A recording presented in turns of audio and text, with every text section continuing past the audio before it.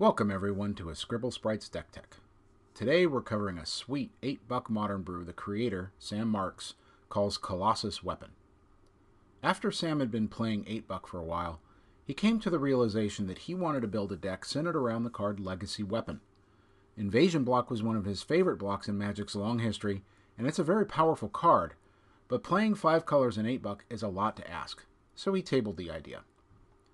Then Amonkhet came out, and after Sam saw Cascading Cataracts, he knew it was time to brew it up. So let's take a look at his creation. Sam went through a number of shells, but he soon realized that if you're going to ramp out Legacy Weapon using artifact mana, as that's the most efficient way, then one of the best other things you can be doing is playing Metalwork Colossus for free.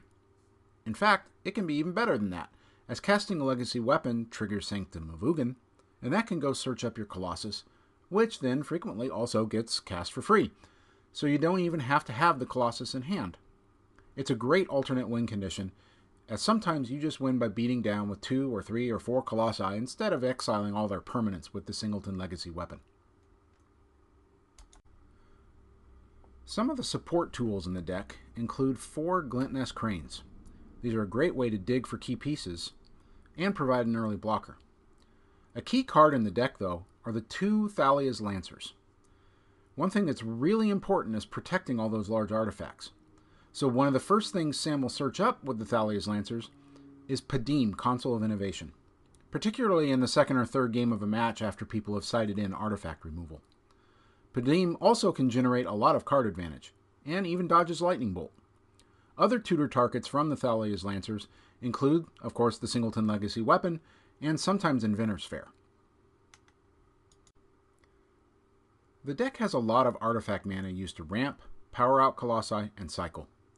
There are 4 Hedron Archives, 4 Mind Stones, and 4 Prophetic Prisms. There's also 4 Cultivator Caravans and 2 Chromatic Spheres. Cultivator's Caravan is the weakest of the lot as it doesn't cycle, but it does create colored mana directly, and the 3 CMC helps with the Colossi. Prophetic Prism also does a lot of work generating colored mana. Sam would run Expedition Map if budget would allow, but he's had to settle for Sylvan Scrying. These are mostly there to search for Sanctum of Ugin or Cascading Cataracts. Planar Outburst is there to clean up those pesky aggro matchups, like my mono black goblins, but that's for another day. The most recent addition to the deck is Spatial Contortion.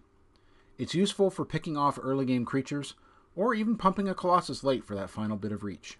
Gain lands are pretty common in this format, and sometimes, believe it or not, hitting twice with the Colossus isn't quite enough. The rest of the mana base is pretty straightforward, including at least 1 of each basic land.